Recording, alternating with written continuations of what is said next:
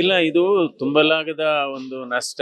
ಮತ್ತು ಯಾವಾಗ್ಲೂ ಇವತ್ತು ನಾವು ಅವರನ್ನ ಇವತ್ತು ರಂಗನಾಥ ಸ್ವಾಮಿ ಬೆಟ್ಟದ ತಪ್ಪಲಲ್ಲಿ ಇವತ್ತು ನಾವು ಅಂತ್ಯಕ್ರಿಯೆ ಮಾಡಿದ್ದೇವೆ. ಅವರು ಭೂಮಿ ಭೂತಾಯಿ ಜೊತೆ ಮಲಗಿದ್ದಾರೆ ಅವರು ಇವತ್ತು. ಆದ್ರೂ ಕೂಡ ನಮ್ಗೆಲ್ಲೋ ಅನ್ಸುತ್ತೆ ಅವ್ರು ಇನ್ನೂ ಇದ್ದಾರೆ ಅಂತ. ಯಾಕೆಂದ್ರೆ ಅವರ ಸಂಸ್ಕಾರ ಮತ್ತು ಅವರ ಒಂದು ಅವಿಭಾಜ್ಯ ಕುಟುಂಬದ ಒಂದು ಸಂದೇಶಗಳು ಮತ್ತು ಅವರು ಜನರನ್ನ ಸ್ಪಂದಿಸಿದಂಥ ರೀತಿ.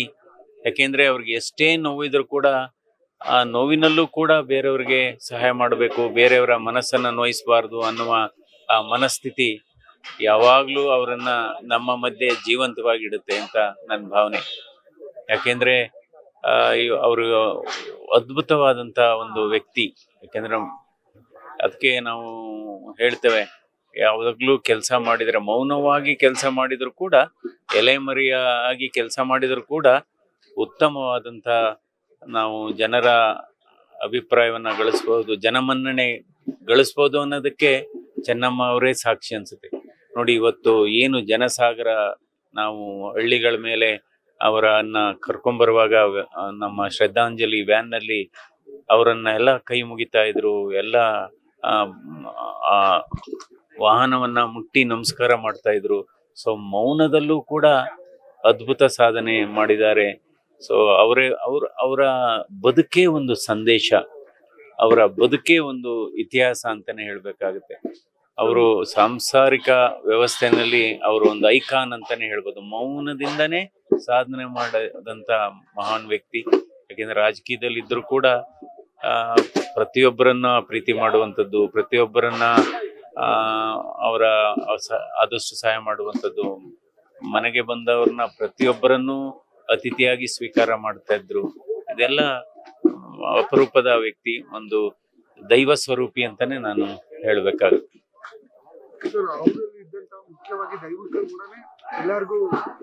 ಗಮನ ಸೆಳೀತಾ ಇದ್ದಂಥದ್ದು. ಹೌದೌದು, ಯಾವಾಗ್ಲೂ ಒಂದು ಕುಟುಂಬದಲ್ಲಿ ಆಧಾರ ಸ್ತಂಭನೆ ಅದರ ಗೃಹಿಣಿ, ಮುಖ್ಯ ಗೃಹಿಣಿಯಾಗಿ ಅವರು ಒಂದು ಆಧಾರ ಸ್ತಂಭ ಆಗಿದ್ರಿಂದನೇ ಇವತ್ತು ಸನ್ಮಾನ್ಯ ದೇವೇಗೌಡರು ಮುಖ್ಯಮಂತ್ರಿ ಆದ್ರು, ನಂತರ ಪ್ರಧಾನ ಮಂತ್ರಿ ಆದ್ರು. ಅಲ್ಲದೇ ಇದ್ರೆ ಅವೆಲ್ಲ ಆಗ್ತಾ ಇರ್ಲಿಲ್ಲ.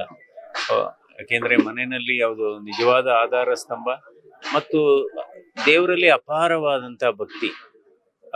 ಅವರು ಇವಾಗ್ಲೂ ಕೂಡ ಕಳೆದ ಒಂದು ವರ್ಷದಿಂದ ಅವ್ರಿಗೆ ಹೃದಯ ಸಂಬಂಧಿ ಕಾಯಿಲೆ ಏನಿರ್ಲಿಲ್ಲ ಅವ್ರಿಗೆ, ಅಂದ್ರೆ ಉಸಿರಾಟದ ಕಾಯಿಲೆ, ಅವ್ರಿಗೆ ಉಸಿರಾಟದ ತೊಂದರೆ ಇತ್ತು ಕಳೆದ ಒಂದು ವರ್ಷದಿಂದ.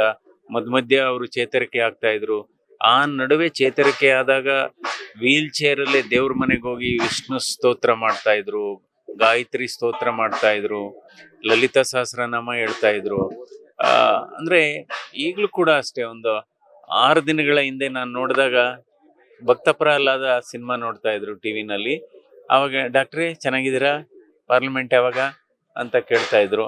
ಆಮೇಲೆ ಅಲ್ಲಿ ಹೋದಾಗ ಸರಿಯಾಗಿ ಊಟ ಮಾಡಿ, ನೀವು ಸುಮ್ಮನೆ ಸುತ್ತಾಡಬೇಡಿ, ಜಾಸ್ತಿ ಊಟ ಮಾಡಿ, ನಿಮ್ಮ ಆರೋಗ್ಯ ನೋಡ್ಕೊಳ್ಳಿ. ಅವ್ರ ಆರೋಗ್ಯನೇ ಸಮಸ್ಯೆ ಇದೆ, ಅಂತ ಸಂದರ್ಭದಲ್ಲಿ ನಿಮ್ಮ ಆರೋಗ್ಯ ನೋಡ್ಕೊಳ್ಳಿ ಅನ್ನೋ ದೊಡ್ಡ ಮಾತು ಅದು. ಸೊ ಹಾಗಾಗಿ ಇವೆಲ್ಲ ಅಪರೂಪದ ವ್ಯಕ್ತಿಗಳು ಅಂತ ಹೇಳ್ಬೇಕಾಗತ್ತೆ. ಸೊ ಅವರು ಒಂದು ಈ ಅವಿಭಾಜ್ಯ ಕುಟುಂಬಗಳನ್ನ ಯಾವ ರೀತಿ ನಡೆಸಬೇಕು, ಈ ಬದಲಾದ ಈ ಸನ್ನಿವೇಶಗಳು, ಕಾಲಘಟ್ಟ ಬದಲಾವಣೆ ಆಗಿದೆ, ಪ್ರಪಂಚ ಬಹಳ ವೇಗವಾಗಿ ಬೆಳೀತಾ ಇದೆ, ಇವತ್ತು ಸಂಸಾರಗಳು ಬೇಗ ಒಡೆದೋಗ್ತಾ ಇದ್ದಾವೆ. ಇಂಥ ಸಂದರ್ಭದಲ್ಲಿ ಅವರೇ ಒಂದು ಪುಸ್ತಕ ಅನ್ಸುತ್ತೆ. ಹೇಗೆ ನಾವು ಸಣ್ಣ ಪುಟ್ಟ ವ್ಯತ್ಯಾಸಗಳಿದ್ರು ಕೂಡ ಹೇಗೆ ನಾವು ಸಂಸಾರವನ್ನ ನಡೆಸಬೇಕು ಅನ್ನೋದಕ್ಕೆ ಅವರು ನಿಜವಾಗ್ಲೂ ಒಂದು ಆದರ್ಶ ಅಂತ ನಾನು ಹೇಳ್ಬೇಕಾಗುತ್ತೆ.